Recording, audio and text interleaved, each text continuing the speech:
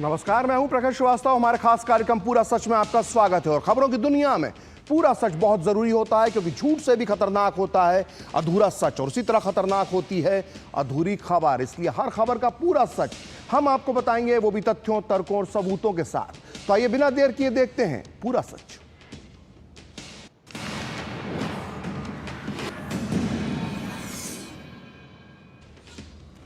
वो जंजीरों में जकड़ा हुआ भारत आएगा और फिर 17 साल बाद होगा उसके गुनाह, पाप और खूनी अत्याचार का हिसाब। हम बात कर रहे हैं 26/11 के मुंबई हमले के गुनहगार आतंकवादी तहव्वुर हुसैन राणा की, जिसे लेकर एक स्पेशल विमान अमेरिका से भारत के लिए उड़ान भर चुका है। आज पूरा सच में हम आपको बताएंगे कि भारत पहुंचने पर आतंकवादी तहव्वुर राणा के साथ क्या होगा, उसे कहां रखा जाएगा और कैसे 17 साल बाद मुंबई के इस गुनहगार पर चलेगा इंसाफ का चाबुक। और सबसे बड़ा सवाल ये कि आतंक के इस डॉक्टर को मिलेगी कौन सी सजा? क्या उसका वही अंजाम होगा जो कसाब का हुआ था? आज साथ ही हम आपको बताएंगे कि कैसे राणा ने पाकिस्तानी खुफिया एजेंसी ISI और आतंकी संगठन लश्कर तैयबा के इशारे पर रची थी मुंबई के हमले की खौफनाक साजिश। आज खुलेंगे कई राज, तो देखते हैं पूरा सच पूरे विस्तार के साथ। 2008 मुंबई आतंकी हमलों के दोषी आतंकवादी तहव्वुर हुसैन राणा को अमेरिका से भारत लाया जा रहा है। रिपोर्ट्स के मुताबिक जांच एजेंसी NIA और खुफिया एजेंसी की एक ज्वाइंट टीम अमेरिका से राणा को लेकर खास फ्लाइट से भारत के लिए रवाना हो चुकी है। और खबरों के मुताबिक राणा अगले कुछ घंटों में भारत पहुंच सकता है और माना जा रहा है कि तहव्वुर राणा को भारत लाने के बाद NIA के मुख्यालय में रखा जा सकता है। वहीं से कानूनी प्रक्रिया शुरू कर उसे अदालत में वीडियो कॉन्फ्रेंसिंग के जरिए पेश किया जाएगा। और NIA पूछताछ के लिए राणा का रिमांड मांगेगी और NIA उससे कई हफ्ते तक पूछताछ कर सकती है। और इसके अलावा राणा को दिल्ली या मुंबई में किसी सुरक्षित स्थान जैसे तिहाड़ जेल या आर्थर रोड जेल में भी रखा जा सकता है। आपको बता दें कि राणा ने प्रत्यर्पण पर रोक लगाने की याचिका लगाई थी, जिसे अमेरिकी सुप्रीम कोर्ट ने सोमवार को खारिज कर दिया था। तो रक्षा और विदेशी मामलों के जानकारों का यह कहना है कि राणा का प्रत्यर्पण भारत अमेरिकी सहयोग की दिशा में एक बड़ा कदम है। बीजेपी ने इसे एक बड़ी उपलब्धि बताते हुए कहा है कि PM मोदी की कोशिशों से यह प्रत्यर्पण हो पा रहा है। वहीं विपक्षी पार्टी कांग्रेस भी इस कदम की तारीफ कर रही है। आप भी सुनिए इस मामले पर किसने क्या कहा। मोदी जी है तो इस देश में हर चीज मुमकिन है। केवल और केवल मोदी जी के कारण अब राणा की भारत में वापसी हो रही है। अब इतना बड़ा हमारे विदेश राजनीति को जो सफलता मिली है, वह केवल और केवल मोदी जी के कारण मिली है। Look, anybody who causes harm to India, anybody who harms and damages India, if he is brought to justice by a process of law, we would welcome it fully. Definitely सबसे पहली बात तो ये जस्टिस है। जो Bombay attacks में जिन लोगों की जानें गई हैं, उनका बहुत बड़ा अचीवमेंट है। ये जस्टिस मिलेगा अब इंडिया में आके उसको, राइट। हमारी इंडियन इंटेलिजेंस उससे काफ़ी कुछ और डिटेल्स भी निकालेगी, वो भी एक हमें फ़ायदा होगा, नो डाउट। बट इन सब के अलावा ये भी फ़ायदा है कि भारत और अमेरिका की ये इंडिकेट करता है हमारी cooperation in investigative cases as well as in legal cases. तो ये एक अच्छी कोऑपरेशन है ट्रंप एडमिनिस्ट्रेशन के दौरान। हालांकि ये मामला इनसे पहले चल रहा था, बट ये कोऑपरेशन इंडिया की और अमेरिका की एक बहुत अच्छा कदम आगे है। तो आतंकवादी तहव्वुर हुसैन राणा के पापों की कुंडली में कई दिलचस्प किस्से दर्ज हैं। वो पाकिस्तान में पैदा हुआ, उसने पाकिस्तान की सेना में नौकरी की, उसने फिर कनाडा की नागरिकता ले ली और अमेरिका में बिजनेस किया, और अब उसे भारत में उसके पापों की सजा मिलने वाली है। उसके हाथ 26/11 के मुंबई हमले में मारे गए मासूम लोगों के खून से सने हुए हैं। आइए आपको बताते हैं कि उस खूनी आतंकवादी की पूरी जन्म कुंडली क्या है। तो 63 साल का तहव्वुर हुसैन राणा जनवरी 1962 में पाकिस्तान के साहिवाल इलाके में पैदा हुआ। हसन अब्दुल कैडेट स्कूल में पढ़ाई पूरी करने के बाद मेडिकल कॉलेज में उसने एडमिशन लिया। डॉक्टर बनने के बाद राणा ने पाकिस्तानी सेना के मेडिकल कोर में नौकरी कर ली। राणा की पत्नी समराज भी डॉक्टर थी। पाकिस्तानी सेना से रिटायर होने के बाद 1997 में राणा और उसकी बीबी कनाडा शिफ्ट हो गए। 2001 में दोनों को कनाडा की नागरिकता भी मिल गई। यहां राणा ने ट्रैवल एजेंसी का बिजनेस शुरू किया और बाद में अमेरिका में भी उसने इमिग्रेशन कंसल्टेंसी फर्म खोली। और राणा लगातार पाकिस्तानी सेना और खुफिया एजेंसी ISI के संपर्क में रहता था, नौकरी छोड़ने के बाद भी। और अमेरिका में ही उसकी मुलाकात उसके बचपन के दोस्त डेविड कोलमैन हेडली से हुई और ये दोनों मिलकर आतंकी संगठन लश्कर-ए-तैयबा के लिए काम करने लगे। 2006 में हेडली ने राणा को मुंबई हमले का पूरा प्लान बताया और हेडली की सलाह पर राणा ने मुंबई में अपनी immigration firm first world immigration services की एक ब्रांच शुरू की। ये ऑफिस उसने अपनी आतंक की गतिविधियों को छुपाने के लिए खोला था। इस फर्म की आड़ में उन जगहों पर रैकी करने का प्लान बनाया गया जहां आतंकी हमले किए जाने वाले थे और दोनों ने मुंबई जाकर ताज होटल समेत हमले में सभी टारगेट्स जो उस दिन 26/11 को जो हुए थे उन सभी स्पॉट्स की रेकी की। और इन लोगों ने मिलकर मुंबई में संभावित हमले वाले जो स्थान थे, जो टारगेट्स थे, उनके वीडियो भी बनाए और उन वीडियो को पाकिस्तानी खुफिया एजेंसी ISI के इशारे पर लश्कर-ए-तैयबा को सौंप दिया। और आतंकी संगठन लश्कर-ए-तैयबा ने राणा की दी गई जानकारी के आधार पर मुंबई पर हमले का प्लान बनाया और इसके बाद प्लान के मुताबिक 10 आतंकवादी समंदर के रास्ते मुंबई पहुंचे और 26 नवंबर 2008 को हमला कर दिया। यह हमला सालों साल बाद भी याद है। इस हमले में 166 लोग मारे गए, जिनमें 6 अमेरिकी नागरिक थे और उन 2009 में हेडली की निशानदेही पर तहव्वुर राणा को अमेरिका में गिरफ्तार किया गया। 2013 में राणा को अमेरिका की अदालत ने 14 साल की सजा सुनाई थी और राणा कल तक अमेरिका के लॉस एंजलिस के मेट्रोपॉलिटन डिटेंशन सेंटर में कैद था और अब उसका अगला ठिकाना भारत की जेल होगी। तो अब आप समझ गए होंगे कि अमेरिका से तहव्वुर राणा को लाया जाना भारत के लिए कितनी बड़ी सफलता है। यह प्रत्यर्पण न केवल भारत की कूटनीतिक ताकत का सबूत है, बल्कि पाकिस्तान के लिए भी एक बहुत बड़ा झटका है, क्योंकि राणा के राज से आतंक का जो पनाहगाह है पाकिस्तान, उसका जो नापाक चेहरा है वो दुनिया के सामने एक बार फिर से बेनकाब हो जाएगा। इसी साल फरवरी में पीएम मोदी की अमेरिकी यात्रा के दौरान एक साझा प्रेस कॉन्फ्रेंस में राष्ट्रपति ट्रंप ने पीएम मोदी के सामने आतंकी राणा को दुनिया का सबसे जो बुरे लोग हैं उनमें से एक बताते हुए यह ऐलान किया था कि अमेरिका तहव्वुर राणा को भारत को प्रत्यर्पित कर देगा। पीएम मोदी ने भी राष्ट्रपति ट्रंप का आभार जताते हुए कहा था कि भारत की अदालतें राणा के खिलाफ उचित कार्रवाई करेंगी और अब पूरे 17 साल बाद भारत का ये गुनहगार अमेरिका से वापस भारत लाया जा रहा है। हम आपको आगे बताएंगे पूरा सच में कि राणा को भारत लाए जाने के बाद अगला कदम क्या होगा, लेकिन पहले आप भी सुनिए राष्ट्रपति ट्रंप और पीएम मोदी ने इसी साल फरवरी में राणा के प्रत्यर्पण को लेकर क्या कहा था। Today, I'm pleased to announce that my administration has approved the extradition of one of the plotters and one of the very evil people of the world, and having to do with the horrific 2008 Mumbai terrorist attack, to face justice in India. So he's going to be going back to India to face justice. मैं राष्ट्रपति जी का आभारी हूं कि उन्होंने 2008 के जिसने भारत में नरसंहार किया था उस मुजरिम को अब भारत के हवाले करने का निर्णय किया है। भारत की अदालतें उचित कार्यवाही करेंगी। तो सुना आपने, अमेरिका के राष्ट्रपति ट्रंप ने तहव्वुर राणा को दुनिया के सबसे बुरे लोगों में से एक बताया था। प्रेसिडेंट ट्रंप ने गलत नहीं कहा। कट्टरपंथी आतंकवादी राणा के हाथ कई मासूम लोगों के खून से सने हुए हैं। उसने न केवल 26/11 के मुंबई हमले में बड़ा रोल निभाया, बल्कि इसके अलावा भी उसने कई खूनी करतूतें की हैं। आपको बता दें कि जब राणा को अमेरिका के शिकागो में अक्टूबर 2009 में FBI ने ओहेर एयरपोर्ट से गिरफ्तार किया था, तब उस पर मुंबई के अलावा कोपेनहेगन में भी आतंकी हमलों को अंजाम देने के लिए जरूरी सामान मुहैया कराने का आरोप था। इसके अलावा 2011 में राणा को डेनमार्क के न्यूज़पेपर जाइलैंड्स पोस्टेन पर हमले की साजिश रचने का दोषी पाया गया था।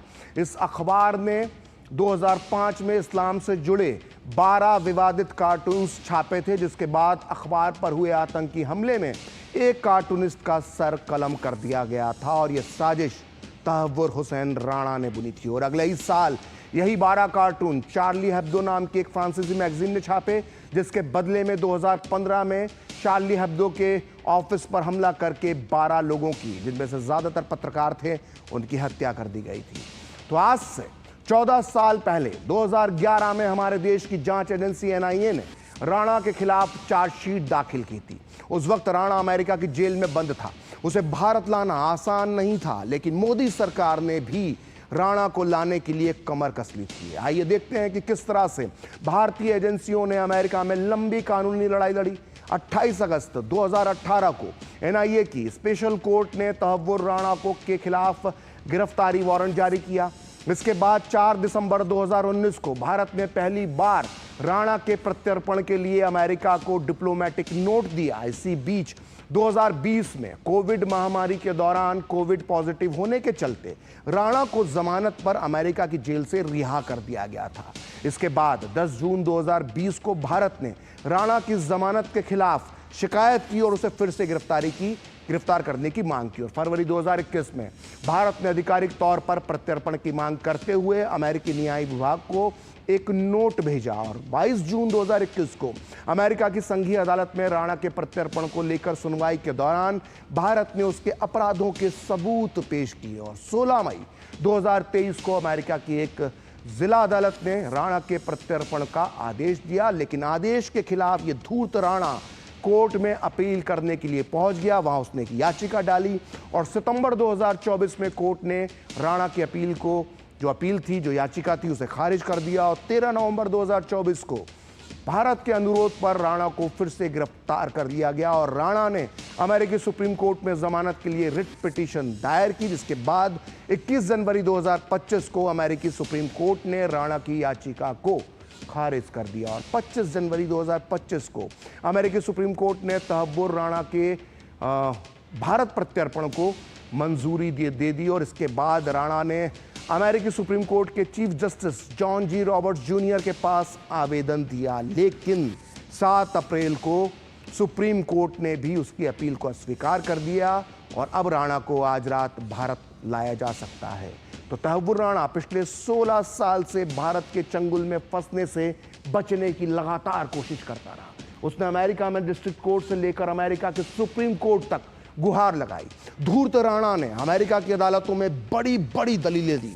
उसका यह दावा था कि वो मुसलमान है, पाकिस्तानी मूल का है और पाकिस्तानी सेना में काम कर चुका है, इसलिए उसे भारत में यातना का, प्रताड़ना का सामना करना पड़ेगा। और जब इस पर बात नहीं बनी तो राणा ने अपनी बीमारियों का पिटारा कोर्ट के सामने खोल दिया।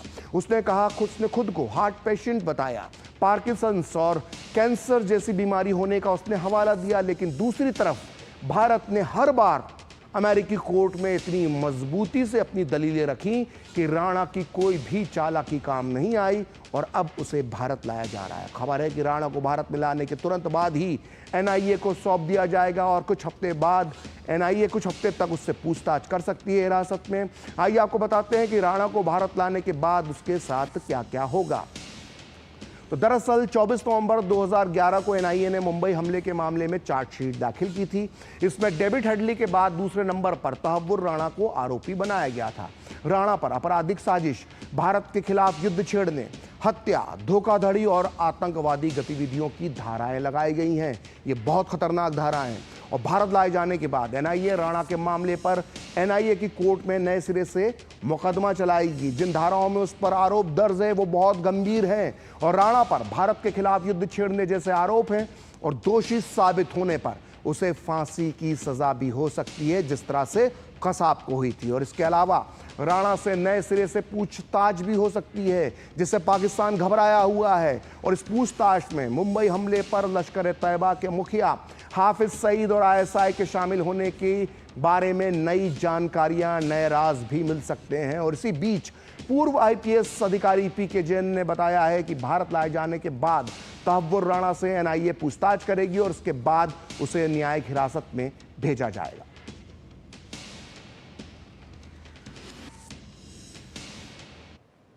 जब भी कोई दो एजेंसीज को किसी आरोपी की कस्टडी चाहिए तो एक आरोपी, अब क्योंकि एनआईए उसको ला रही है तो पहले वो अपनी कस्टडी में रखेंगे। उनकी कस्टडी खत्म होने के बाद, क्योंकि ये व्यक्ति आईएसआई से मिला हुआ था, इसको पाकिस्तान गवर्नमेंट का सपोर्ट था, तो हिंदुस्तान में और कहां कहां पे इनके ऑपरेशंस हैं, स्लीपर सेल्स हैं, क्या मॉड्यूल्स काम करते हैं और उसको क्या जानकारी है, वो सारी जानकारी लेना देश हित में जरूरी है कि एनआईए उसको इन्वेस्टिगेट करे। एक बार एनआईए की इन्वेस्टिगेशन और कस्टडी पूरी हो गई तो ये जुडिशियल कस्टडी में जाएगा। जुडिशियल कस्टडी में जाने के बाद मुंबई पुलिस इसको 26/11 के केस में, अपने केस में उसको ट्रांसफर वारंट पे अपनी कस्टडी में ले सकती है। उसको रखने की तैयारी दो जगह पे पूरी की गई है, एक तिहाड़ जेल में, दूसरी आर्थर रोड जेल में। तो अगर मुंबई पुलिस ने जब भी उसकी कस्टडी ली तो वो कस्टडी के बाद तिहाड़ जेल में रखा जाएगा। इवेंचुअली वो तिहाड़ जेल और मुंबई के आर्थर रोड जेल के बीच में घूमता रहेगा। जैसे जैसे केस चलेंगे, जैसे जैसे केस बढ़ेगा, कोर्ट की तारीखें लगेंगी, उस हिसाब से उसकी कस्टडी की जगह का निर्णय लिया जाएगा। और मुंबई आतंकी हमलों के पीड़ित और चश्मदीद भी आतंकी तहव्वुर हुसैन राणा के उसके अंजाम तक पहुंचते हुए देखना चाहते हैं, इसलिए वो भी भारत सरकार की अब तारीफ कर रहे हैं और उन्हें उम्मीद है कि जल्द से जल्द तहव्वुर हुसैन राणा को उसके अंजाम तक पहुंचाया जाएगा। रात को मैं सीएसटी में थी, मेरे सामने काफी फायरिंग हुई, लोगों को मार दिया गया और एक गोली आके मेरे पैर में भी लगी। मैंने उस आतंकवादी को वहां पर तभी देखा था। फिर कुछ टाइम बाद 2009 में 10 जून को कोर्ट में जाके कसाब को आइडेंटिफाई की थी। अगर उसे भारत लाया जा रहा है तो इस बात से खुशी है कि एक आतंकवाद फिर पकड़ा जा रहा है, हमारे भारत को एक बड़ी जीत मिल रही है। लाने के बाद में जो मरे 166 लोग और 300 घायल है, उसके सामने लाके पूछो ना उसको क्या हाल हुआ, हमारा हाल हुआ, वो पूछोगे तो मालूम है ना। उसको लाके सजा ही नहीं देनी, सिर्फ फांसी की सजा होगा ना तो हमको एक विश्वास होगा। तो आतंकी पिशाच तहव्वुर हुसैन राणा को भारत लाया जाएगा। यह भारत के लिए बहुत बड़ी कामयाबी है। पूरी दुनिया में संदेश गया है कि मोदी सरकार देश के दुश्मनों को किसी भी कीमत पर नहीं छोड़ेगी, चाहे वो दुश्मन कहीं भी छुपा बैठा हो। एक दौर ऐसा था जब पुरानी सरकारों ने वॉरेन एंडरसन, कोत्रोकी और दाऊद इब्राहिम जैसे अपराधियों को भारत में लाने का वो प्रयास नहीं किया जो कि किया जाना चाहिए था। इसका नतीजा ये हुआ कि भारत ने इसकी बहुत बड़ी कीमत चुकाई। तहव्वुर राणा के मामले में भी शुरुआत में इसी तरह की ढील दिखाई गई थी। आइए इसका भी पूरा सच जान लेते हैं। देखिए, तहव्वुर हुसैन राणा 2009 में ही अमेरिका में गिरफ्तार हो गया था।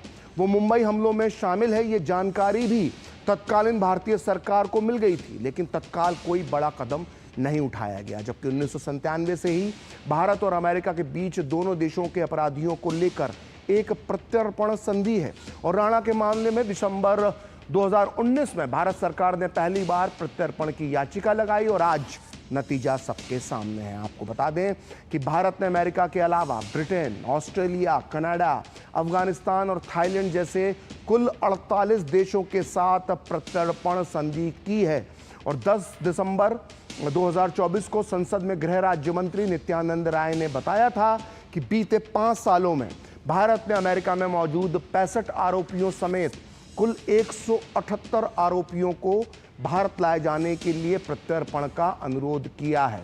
इनमें से अब तक 23 अपराधी भारत लाए जा चुके हैं और ये सभी जेलों में बंद हैं और उनकी सजा तय करने के लिए इन पर मुकदमे चलाए जा रहे हैं। तो प्रत्यर्पण को लेकर मोदी सरकार बहुत गंभीर है और पूरा सच में अब वक्त है ब्रेक का और ब्रेक के बाद बताएंगे कि वक्फ कानून से दूरी क्या है ममता बनर्जी की मजबूरी।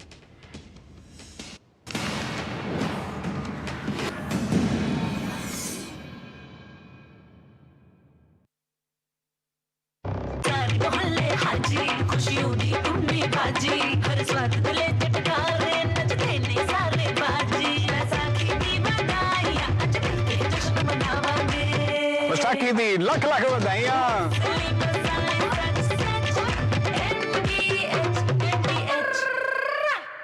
जब धरती चीर कर निकलता है लोहे का पत्थर और मिलता है मोंगिया के जोश से, फिर तपता है, पिघलता है और बनता है फौलाद।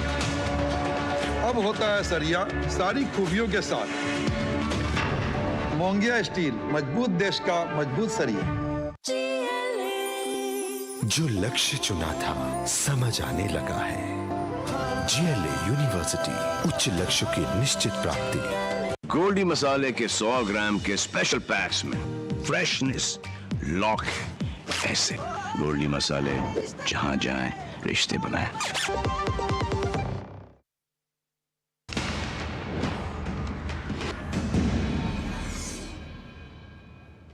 तो ब्रेक के बाद पूरा सच में आपका फिर से स्वागत है। और देश भर में वक्फ संशोधन कानून लागू हो चुका है, लेकिन इसे लेकर विपक्ष की राजनीति लगातार जारी है। वक्फ कानून लागू होने के बाद विरोध प्रदर्शन के दौरान कल पश्चिम बंगाल के मुर्शिदाबाद के जंगीपुर में हिंसा भड़क उठी। इस दौरान दंगाइयों ने कई पुलिस वाहनों में आग लगा दी। हालात इतने बेकाबू हो गए कि अपनी जान बचाने के लिए पुलिसकर्मियों को मजबूरन डर कर पास के पेट्रोल पंप पर शरण लेनी पड़ी भीड़ से बचने के लिए। और हिंसा के बाद इलाके में धारा 163 लागू कर दी गई है और 10 अप्रैल तक इंटरनेट सेवा भी बंद कर दी गई है। लेकिन इतना सब होने के बाद भी मुख्यमंत्री ममता बनर्जी और भड़काने वाले बयान दे रही हैं। वो कह रही हैं कि वो पश्चिम बंगाल में वक्फ कानून लागू नहीं होने देंगी। तो पहले आप सुनिए ममता दीदी का वो बयान, फिर हम आपको बताएंगे कि ममता बनर्जी के इस बयान पर बीजेपी का क्या कहना है और आखिर ममता बनर्जी वक्फ कानून से क्यों दूरी बनाकर चल रही है। और माइनॉरिटी लोगों को हम एक बात कहते हैं, देखिए आप लोगों को दिल में दुख हुआ है वॉक ऑफ प्रॉपर्टी को लेके, आप भरोसा रखिए बंगाल में ऐसा कुछ नहीं होगा जिसमें कोई डिवाइड एंड रूल होगा। प्लीज रिमेंबर व्हेन दीदी इज हियर, दीदी will protect you and your property. तो बीजेपी ने टीएमसी और ममता बनर्जी पर निशाना साधते हुए कहा है कि इनका मकसद देश की शांति को भंग करके केवल मुस्लिम तुष्टीकरण की राजनीति करना है। आइए सुनते हैं बीजेपी नेताओं के बयान। अरे बंगाल में ये जंगल राज तो अपीजमेंट पॉलिटिक्स के लिए हो रहा है, तुष्टीकरण का पॉलिटिक्स हो रहा है, इसलिए बंगाल में ये लोग कर रहा है। दूसरा प्रदेश में करने का मौका नहीं मिल रहा है। वहाँ पुलिस लॉफुल एक्शन लेता है, यहाँ पुलिस लॉफुल एक्शन नहीं लेता है due to police minister as well as chief minister Mamata Banerjee. State sponsored violence हो रहा है। इवन जब 2021 का इलेक्शन आ रहा था, जिस समय CAB पास होके CAA बना था, एक्ट बना था, उस समय भी हमने पश्चिम बंगाल में ममता बनर्जी द्वारा स्पॉन्सर्ड ऐसी घटनाएं हमने देखी थी जहां पे ट्रेन जलाई गई थी, पटरियों के ऊपर गुंडे आके बैठे हुए थे, ऐसे जिहादी लोग बैठे हुए थे। तो ये हर बार मुर्शिदाबाद डिस्ट्रिक्ट में होता है और ममता बनर्जी और तृणमूल के लीडर जो है वो इस चीज कराते हैं। ये कमनल कुंड का कॉन्स्पिरेसी झुंड एक काल्पनिक जो है कंफ्यूजन क्रिएट करने में लगा हुआ है और ये काल्पनिक कंफ्यूजन क्रिएट करने की कोशिश में ये वो लोग लगे हुए हैं जो समावेशी सुधार है उस पर जो है वो सांप्रदायिक वार करना चाहते हैं, जो संवैधानिक सुधार है उस पर सांप्रदायिक वार करना चाहते हैं। और जो लोग ये इसको लेकर के भय और भ्रम का माहौल पैदा करने की कोशिश कर रहे हैं, ये कोई नई बात नहीं है। तो ट्रिपल तलाक हो, CA हो या फिर वक्फ का मामला हो, ममता बनर्जी सबसे पहले मुसलमानों के समर्थन में सामने आती हैं। इसलिए माना जाता है कि ममता सिर्फ और सिर्फ मुस्लिम परस्त राजनीति करती हैं। ममता दीदी के ऐसे कई क्रियाकलाप हैं जिनकी वजह से उन पर मुस्लिम तुष्टीकरण के आरोप लगते हैं। इमामों और मुअज्जिनों को भत्ता देने का निर्णय हो या फिर अल्पसंख्यक समुदायों को विशेष योजनाओं का लाभ पहुंचाने की बात, ममता बनर्जी पर यह आरोप भी है कि वो मुसलमानों के वोट पाने के लिए इन कदमों का सहारा लेती हैं। आइए अब देखते हैं ममता बनर्जी की मुस्लिम तुष्टीकरण की नीति को सिद्ध करते हुए उनके कुछ बयान और उनके कुछ कार्य। देखिए, वक्फ बोर्ड में सुधार की जब चर्चा ही शुरू हुई थी तब सबसे पहले विरोध करने वालों में ममता बनर्जी ही थी। यहाँ तक कि वो पिछले साल दिसंबर में केंद्र के नए वक्फ बिल के खिलाफ पश्चिम बंगाल विधानसभा में प्रस्ताव लेकर तक आ गई थी। और इसके पहले भी ममता बनर्जी ने मुस्लिम तुष्टीकरण की नीति पर चलते हुए कहा था कि वो पश्चिम बंगाल में ना तो CA और ना ही NRC की अनुमति देंगी। और पश्चिम बंगाल में कुल 179 जातियों को ओबीसी का दर्जा है, जिनमें से 118 जातियां मुस्लिम हैं। ममता सरकार के दौरान कई मुस्लिम जातियों को ओबीसी की लिस्ट में शामिल किया गया। मई 2024 में ही कलकत्ता हाई कोर्ट ने इस तरह मुसलमानों को ओबीसी में शामिल करने को असंवैधानिक माना था और इसके बाद ममता बनर्जी की सरकार ने कलकत्ता हाई कोर्ट के फैसले को सुप्रीम कोर्ट में चुनौती दी। सुप्रीम कोर्ट में ममता सरकार की तरफ से ये दलील दी गई कि क्या अदालत राज्य चलाना चाहती है। ममता सरकार की तरफ से ये भी दलील दी गई कि ये सब इसलिए हो रहा है क्योंकि ये सब मुसलमान हैं। सोचिए, इस तरह की दलीलें दी जा रही हैं अदालतों में। और इसके अलावा बंगाल की आर्थिक हालात खराब हैं, ये सबको पता है। इसके बाद भी ममता दीदी ने इमामों को 3000 रुपये और मुअज्जिनों को प्रति माह 1500 रुपये का भत्ता देने का ऐलान किया। ममता के बयानों की बात करते हैं। साल 2023 में रमज़ान के दौरान हावड़ा में रामनवमी जुलूस पर मुस्लिम इलाकों में हमला हुआ था। उस समय ममता बनर्जी ने कहा था कि रमज़ान का महीना चल रहा है और इस महीने में मुसलमान कोई गलत काम नहीं करते हैं। 2017 में ममता ने कहा था कि हर रोहिंग्या मुस्लिम आतंकी नहीं होता, उन्हें वापस नहीं भेजना चाहिए। तो ये है मुसलमानों के लिए ममता और उनकी मुस्लिम तुष्टिकरण की नीति। तो आज पूरा सच में इतना ही। कल फिर होगी आपसे मुलाकात अपने इस खास कार्यक्रम पूरा सच में किसी और सियासी मुद्दे की पड़ताल के साथ। तो मुझे और मेरी पूरी टीम को दीजिए अनुमति। नमस्कार।